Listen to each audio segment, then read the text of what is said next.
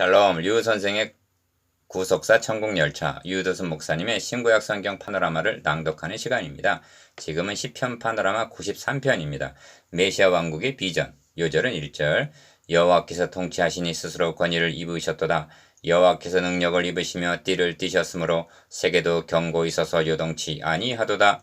93편의 주제는 여호와께서 통치하시니 세계도 경고히 서서 요동치 아니한다는 데 있습니다. 시편에서는 통치하신다는 말이 여기서 처음으로 등장합니다. 그래서 이후의 시편들을 신정시라고 말합니다. 하나님이 통치하시는 시라는 말이죠. 중심에는 보좌가 있고 핵심은 보좌에 좌정하셔서 통치하시는 여호와 하나님이십니다. 1절, 3절, 5절. 이보다 중요한 주제란 달리 없습니다. 그러면 이것이 언제 되어질 말씀인가? 성경의 마지막 책 마지막 부분에 이르러 할렐루야 주 우리 하나님 고 전능하신 이가 통치하시도다 하는 계시록 19장 6절의 말씀함을 듣게 됩니다. 이런 맥락에서 본문은 이루었도다 하고 계시록 21장 6절 선언하실 메시아 왕국에 대한 비전이라 할 수가 있습니다. 전체가 5절에 불과하지만 의미를 분명히 드러내기 위해서 세 단원으로 나누어 상고하겠습니다. 첫째 단원 1절에서 2절 여호와의 통치하심, 둘째 단원 3절에서 4절 대내외적인 공격, 셋째 단원 5절 확실한 주의 증거. 첫째 단원 1절에서 2절 여호와의 통치하심. 첫째 단원의 중심점은 단연 여호와께서 통치하신다 하는 데 있습니다. 하나님의 나라는 통치의 개념입니다. 하나님의 다스리심이 시행이 되는 곳이 하나님의 나라이기 때문입니다. 그러므로 신앙이란 첫째는 누구를 믿는가 하는 대상이 있습니다. 그런데 여기서 멈춘다면 그것은 한낱 지적인 승인에 불과합니다. 그러므로 둘째는 통치하심에 순복한다는 데까지 나아가야만 하는 것입니다. 현대교회 신앙의 기형적인 현상은 하나님을 믿는다 하면서 그분의 다스리심에 순복하는 통치 개념이 없다는 점입니다. 1. 여호와께서 통치하시니 스스로 권위를 입으셨도다. 여호와께서 능력을 입으시며 합니다. 1절 상반절 기억. 여호와께서 통치하신다 하는 말은 하나님께서 왕 노릇하신다. 하나님의 나라가 임하였다는 뜻입니다. 그런데 왕이 통치하기 위해서는 권위와 능력이 있어야 하는데 하나님의 권위와 능력은 누구에 의해서 주어지는 것이 아니라 스스로 입으셨도다 합니다. 하나님이 모세에게 이르시되 나는 스스로 있는 자니라 하십니다. 출애굽기 3장 14절. 니은 이처럼 스스로 권위와 능력을 입으시며 띠를 띠셨으므로 세계도 경고히 서서 요동치 아니하도다 하는 것입니다. 1절 하반절. 그러면 묻습니다. 지금도 세계가 경고히 서서 요동치 않는다고 말할 수가 있는가? 이 점에 있어서 하나님의 주관하심과 통치하심을 구별하여 생각함이 이해에 도움이 됩니다. 앞에서 말씀드린 대로 창조주 하나님은 만물의 주관자이십니다. 그렇다고 모든 만물이 하나님의 통치하심에 복종하고 있는 것은 아니라는 사실입니다. 이 점을 히브리서에서는 만물을 그 발 아래 복종케 하셨느니라 하였으니 만물로 저에게 복종케 하셨은즉 복종치 않은 것이 하나도 없으나 지금 우리가 만물이 아직 저에게 복종한 것을 보지 못하고 합니다. 히브리서 2장 8절. 이 점에서 주의할 점은 주의 보좌는 예로부터 경고히 있었으며 주는 영원부터 계셨나이다 한 2절 말씀과 충돌을 일으켜서는 아니 된다는 점입니다. 기억. 주님은 사탄을 가리켜 이 세상 임금이 쫓겨나리라. 이 세상 임금이 심판을 받았음이니라 하고 요한복음 12장 31절, 16장 11절 이 세상 임금이라고 말씀하셨습니다. 그렇다고 하나님의 보좌를 빼앗겼다고 말해서는 아니 됩니다. 하나님의 보좌는 예로부터 경고히 있었으며 하나님은 예로부터 왕이시라는 말씀입니다. 신앙생활에 있어서 가장 중요하고 중요한 많지 어려운 것은 하나님의 주재권, 즉 하나님의 통치에 순복하는 일입니다. 그러므로 이 점을 근원적으로 고찰해보기 위해서는 선악과에 대한 바른 인식부터 선행이 되어야만 합니다. 선악과는 왜 만드셔서 그것도 동상 가운데 두셨단 말인가 하고 불확실한 사람들이 있습니다. 나라의 요건에는 왕, 백성, 법이 있어야 합니다. 왕은 백성들을 법을 통해서 통치하는 것입니다. 그러면 아담, 하와가 하나님의 통치에 복종하는 여부를 무엇으로 알 수가 있단 말인가? 이런 맥락에서 선악과를 언약이었다 하고 호세아서 6장 7절 말씀하는 것입니다. 인류의 시조는 언약을 어겼습니다. 즉 하나님의 통치를 거부했다는 말씀입니다. 왜 그랬는가?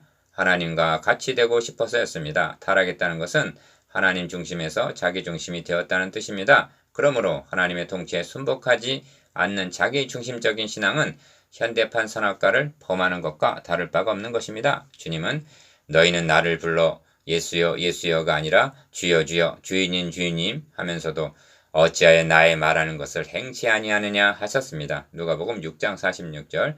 주여 하면서 순복하지 않는 것은 모순되는 말이라는 것입니다. 성경은 너희는 너희의 것이 아니라 값으로 산 것이 되었으니 그런즉 너희 몸으로 하나님께 영광을 돌리라. 그런즉 너희가 먹든지 마시든지 무엇을 하든지 다 하나님의 영광을 위하여 하라. 고린도전서 6장 19절 20절 10장 31절. 우리 중에 누구든지 자기를 위하여 사는 적 없고 자기를 위하여 죽는 자도 없도다.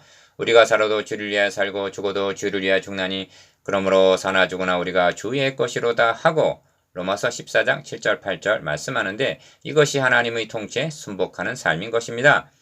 이 점에 오해하지 말아야 할 점은 하나님의 통치를 노예적인 예속으로 생각해서는 아니 된다는 점입니다.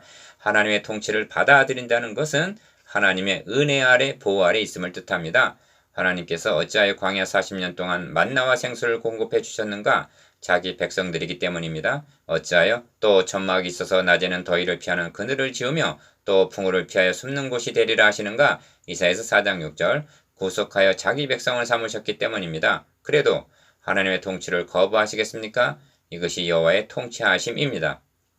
이처럼 하나님의 주관하심과 통치하심을 구분을 해서 생각한다는 것은 우리의 신앙을 점검하는 시금석이 됩니다.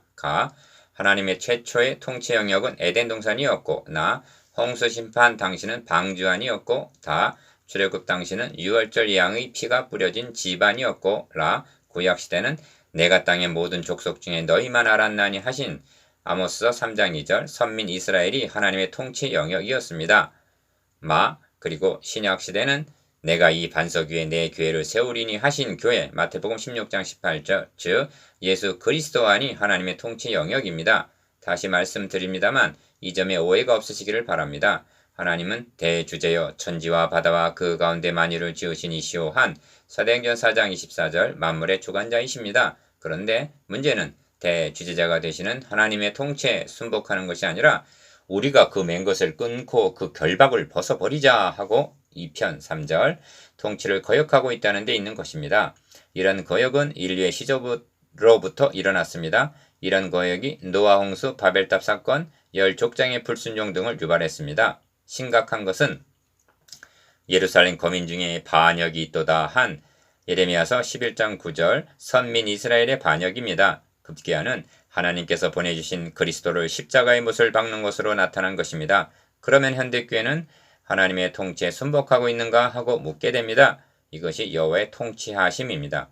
둘째 단원 3절 4절 대내외적인 공적. 둘째 단원의 중심점은 큰 물이 소리를 높였고 큰 물이 그 물결을 높이고 있다 하는 데 있습니다. 여기서 큰 물이란 원수의 세력 곧 대적함을 나타냅니다. 그러나 높이 계신 여호와의 능력은 바다의 큰 파도보다 위대하시다는 것입니다. 3.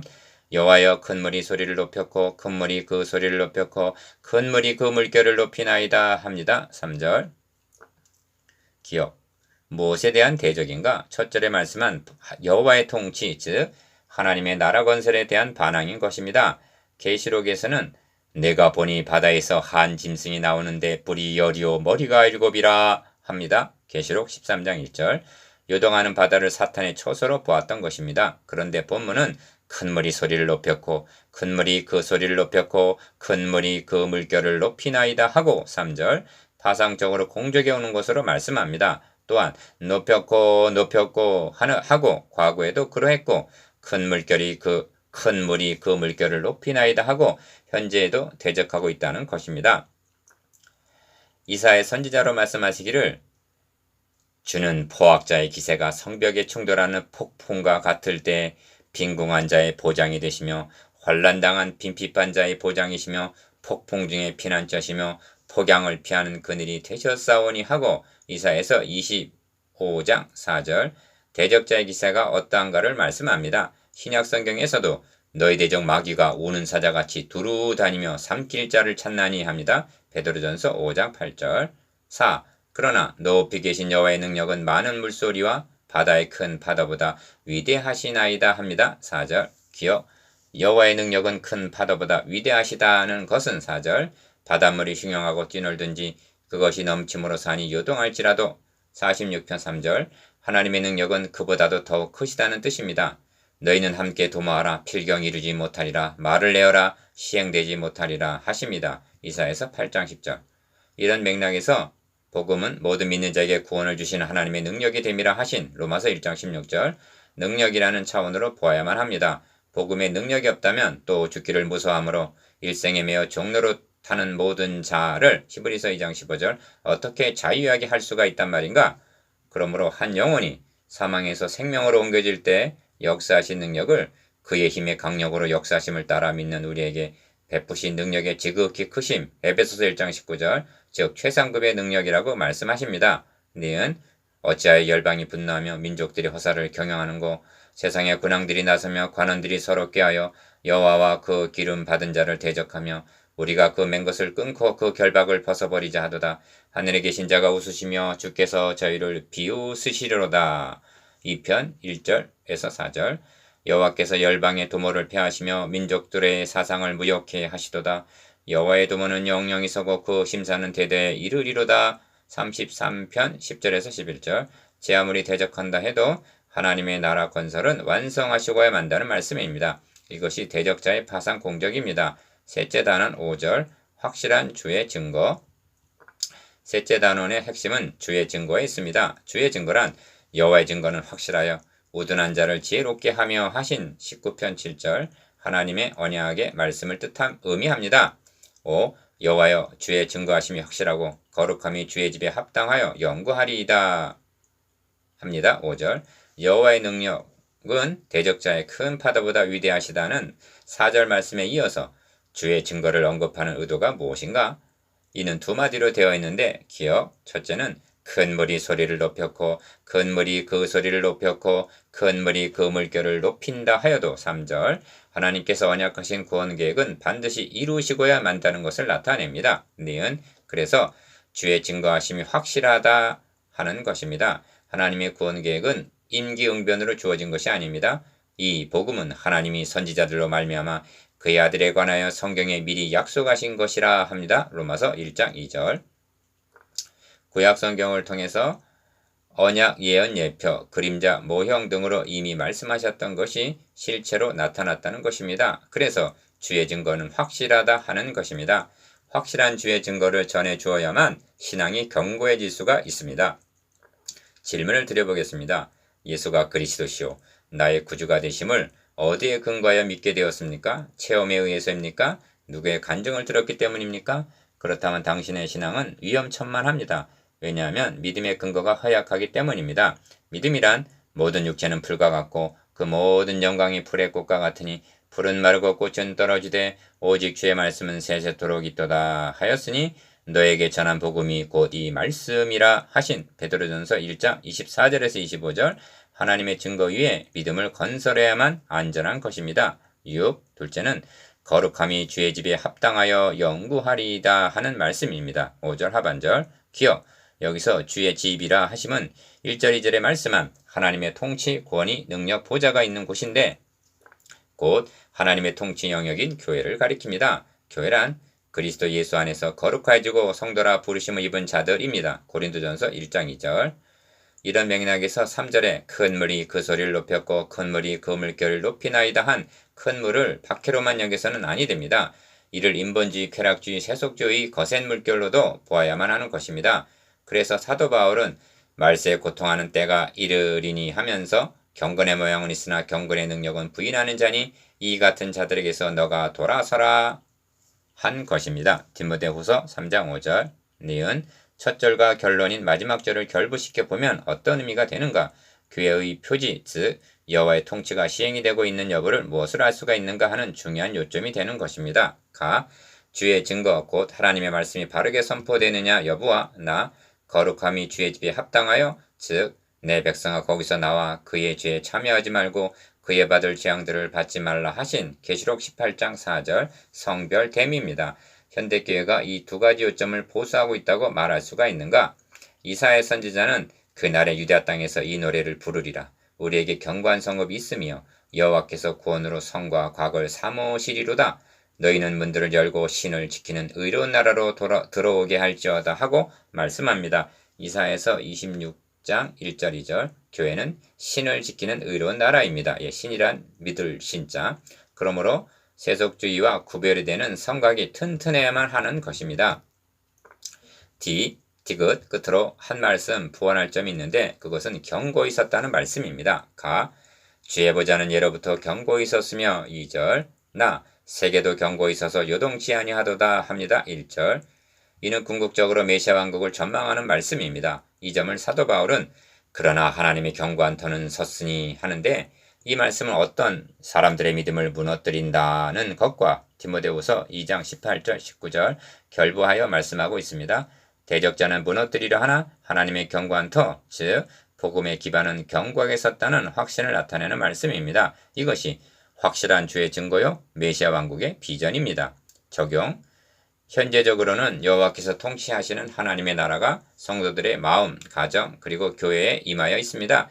과연 우리는 하나님의 통치하심에 순복하고 있는가? 심각하게 고민해야 할 것입니다. 묵상, 기억. 하나님의 주관하심과 통치하심에 대해서 니은 큰 무리 소리를 높였다는 세속화의 물결에 대해서 디귿 여호와의 증거가 확실하고 거룩하다는 성별에 대해서